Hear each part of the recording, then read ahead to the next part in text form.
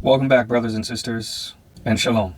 The previous video was 1.2.1 Part 1, the rebellion of the Shamarim, and 1.2.1 Part 2, the aftermath of the Shamari fall. Today we're going to be going over 1.3.1, the preservation of a remnant, and the renewed mandate. The eyes of Yahuwah found one man in a world that had forgotten righteousness, in a generation swallowed by corruption, in an age where giants ruled and Shamarim, or watchers, deceived. Yahuwah found one man whose heart still beat in rhythm with his own. Righteousness was not abundant. It was rare, so rare that it existed in only one household. Yet that household was enough, because instead of preserving goyim, or nations, Yahuwah preserves promises. Justice did not consume mercy.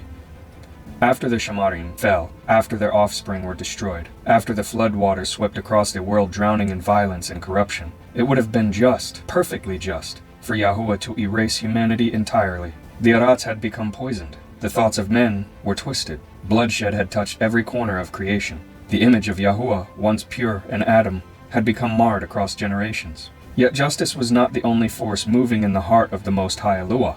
Where mankind collapsed under the weight of its destruction, mercy stepped forward and refused to let the story end. Salah. The flood was judgment, but it was also an act of preservation, a cleansing, not an ending, a reset, not an annihilation. The Most High Aluah restrained the fullness of his wrath to preserve something precious, a remnant, through whom his covenant, his promise, and his redemption would continue. Barashit chapter 6, 8-9. But Noach found favor in the eyes of Yahuwah. These are the generations of Noach. Noach was a righteous man, perfect in his generations. Noah walked with Aluah. A remnant not just preserved, but purified. The preservation of Noach was not simply about survival, it was about purification, a restoration of the human bloodline, untainted by Shamarim, untainted by giants, untainted by forbidden unions. The flood washed the Arats clean, but the ark preserved something the waters could not touch: the covenant line. The world after the flood was not simply a new beginning, it was a continuation of the original plan, a plan that the Shamarim had attempted to corrupt, a plan that the first rebel had tried to derail, a plan that no force in creation could prevent. Yeshayahu, chapter 46, 10. My counsel shall stand, and all my desire I shall accomplish. Even when rebellion roared, the purpose of Yahuwah whispered through the ages, unbroken. The ark is a sign of divine restraint. The ark was more than just a vessel. The ark was a floating sign of the preservation of the remnant. It was symbolic for the reign of the Shemayim, to which the entry into was symbolic for Yahusha, his boon, or son. It was a foreshadowing of the covenant promise which he had made with Adam in the beginning, coming to fruition in the first major deliverance by the very hand of Yahuwah himself. The ark was a declaration that Yahuwah would not abandon his creation. He would not surrender the Arats to rebels. He would not allow darkness to write the final chapter. Mercy would remain even in judgment, and a declaration that his covenant would endure. Salah. Every plank of the ark was a testimony of the patience of Yahuwah. Every nail, every beam, every seal of pitch spoke of his desire to preserve the life when all life deserved destruction. The flood judged the corruption, but the ark preserved the promise. The Spirit of Yahuwah restrains further corruption. Even after the flood, human nature remained scarred. The Arats was cleansed, but the heart of man would still need redemption. Yet Yahuwah in his compassion set limits on the spread of the future corruption. He set boundaries on the influence of evil. He restrained the Shamarim. He shortened human lifespan. He established seasons and cycles of time that would keep mankind from repeating the same catastrophic descent. Barashit 6, 3. And Yahuwah said, My Ruach shall not strive with man forever. His days shall be 120 years. This was divine restraint, not punishment, but protection. Humanity would still transgress. They would still struggle, but they would never again rise to the level of corruption that required a global reset of destruction like before the flood. The remnant was preserved. The corruption was restrained. The stage was set for the next chapter of covenant history. A covenant and the sign of Yahuwah. When Noach stepped out of the ark, the world was unfamiliar. It was quiet. It was new. The air no longer carried the cries of giants. The mountains bore scars of the flood. The soil felt young beneath his feet. And in that moment, Yahuwah spoke again, not in judgment, but in promise. Bereshit, chapter 9, 8 through 11. And I, behold, I establish my covenant with you, and with your seed after you. Never again shall all flesh be cut off by the waters of a flood. This was not a bargain, and it was not a contract. It was a gift, a vow from the sovereign of creation, given freely to a world that had barely survived its own corruption. This was mercy sealing the future. This was restraint wrapped in covenant. This was Yahuwah reminding mankind that his judgment is real, but so is his favor. The rainbow would stand as a sign in the Shemayim of this promise, testifying to the mercy of Yahuwah Aluah.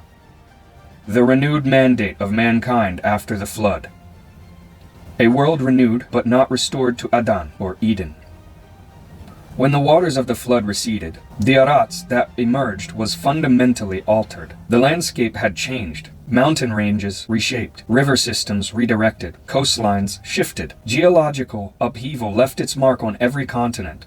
As mentioned previously, the world Noah stepped into was not the same world Adam once walked. Environmental conditions had hardened. Lifespans would shorten. Agricultural cycles would require more labor. The atmosphere and topography no longer reflected the stability of the creation which Adam had walked. Yet despite these changes, the mandate first given to Adam remained intact for Noah and his bunim, or sons. Bereshit chapter 9, 1. And Aluah barak Noah and his bunim, and said to them, Be fruitful and multiply, and fill the Arats.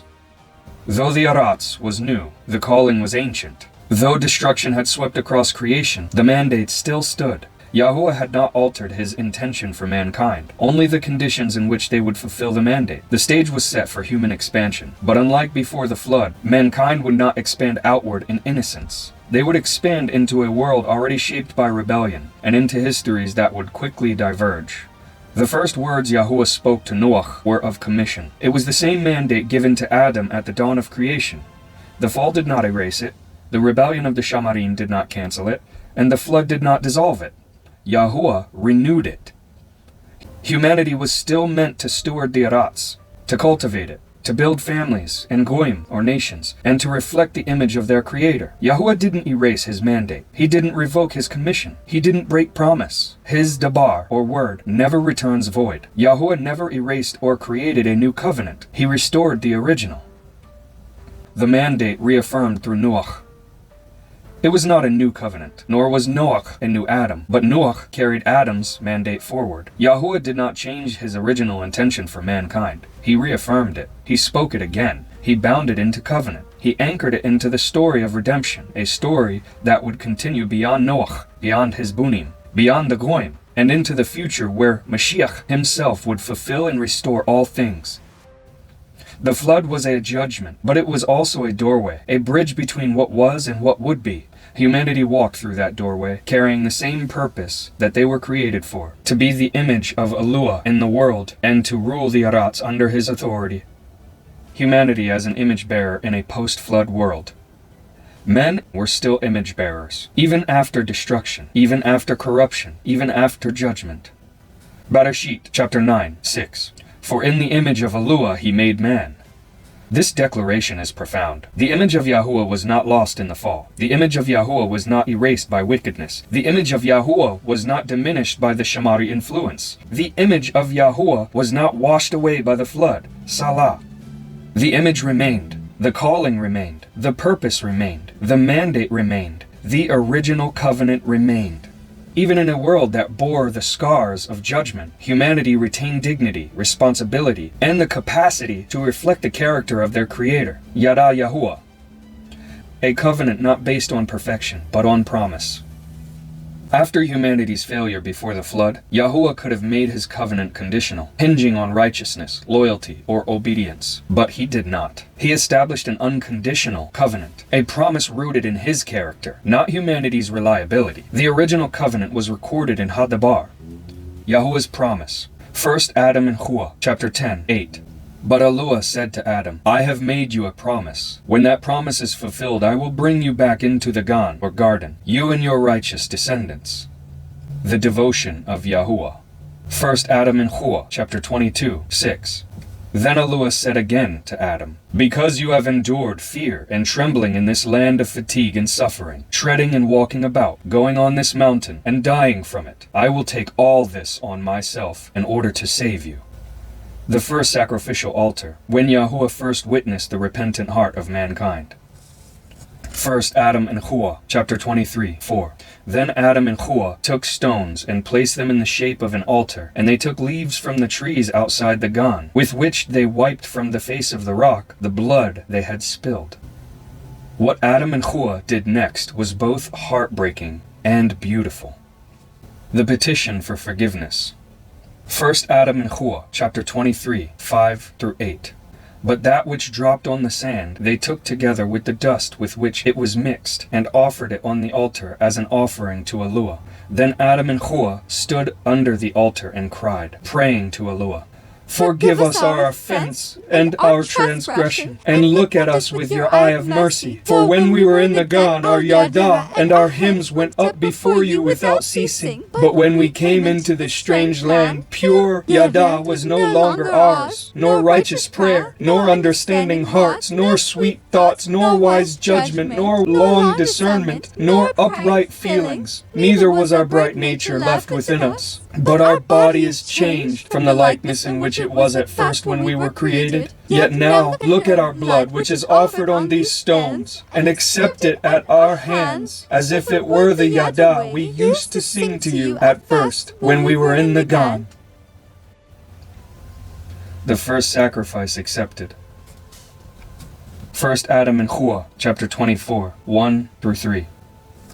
Then the merciful Aluah, who is good and a lover of mankind, looked at Adam and 𝐤𝐄𝐄 and at their blood, which they had held up as an offering to him without an order from him for so doing.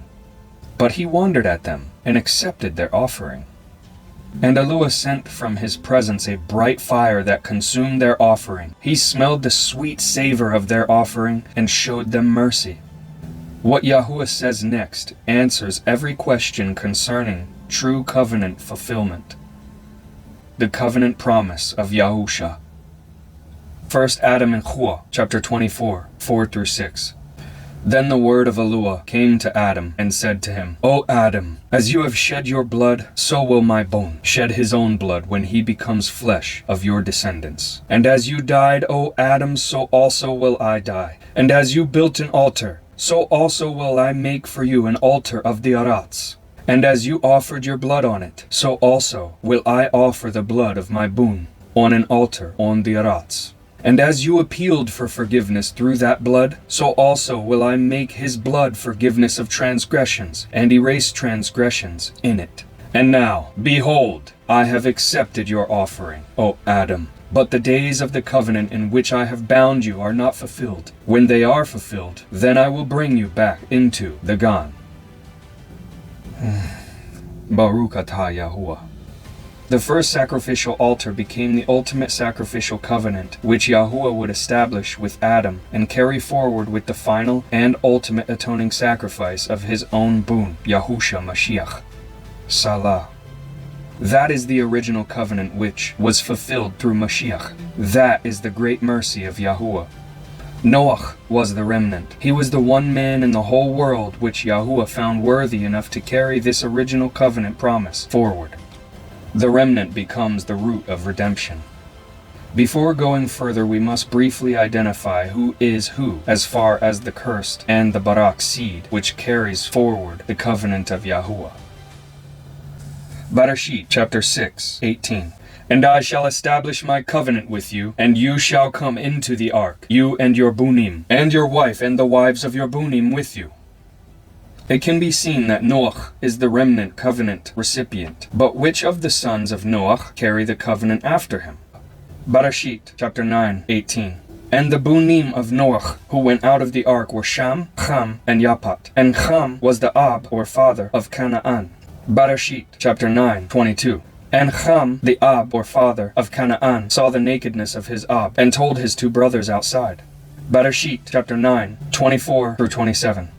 And Noach awoke from his wine, and he knew what his younger son had done to him. And he said, Cursed is Canaan, let him become a servant of servants to his brothers. And he said, Baruch be Yahuwah, the Aluah of Shem, and let Canaan become his servant. Let Aluah enlarge Yaphat, and let him dwell in the tents of Shem, and let Canaan become his servant.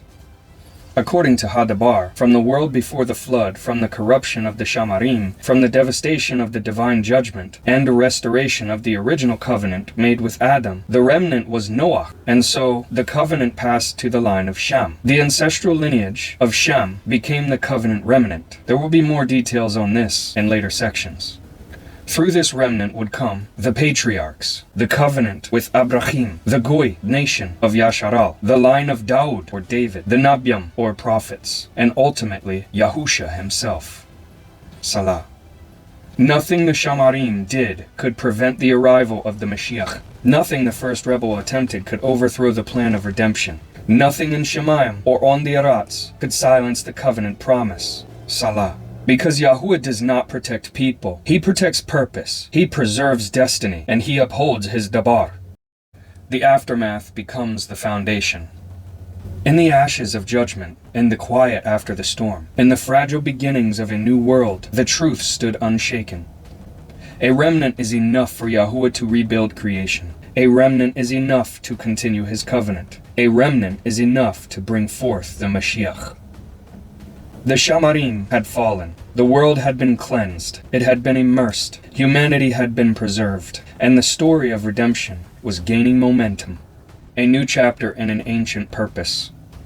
The world had changed, but Yahuwah had not. His throne remained unshaken. His will remained immutable. His calling remained upon humanity. The renewed mandate after the flood was not merely a command to repopulate a barren Arats. It was an invitation, a restoration of the original path that had been nearly lost to the corruption yet sustained through the great mercy and favor of Yahuwah. This was tangible hope, spoken into the silence of a world immersed. And it set the stage for the next movement in the great narrative of redemption.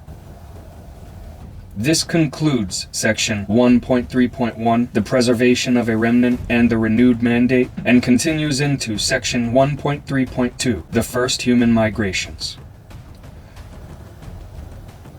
If you guys wouldn't mind, like and subscribe. It really helps out the channel to be able to get the news out there to people who need to hear it. Be Baruch and be a barakah to others, brothers and sisters. Shalom.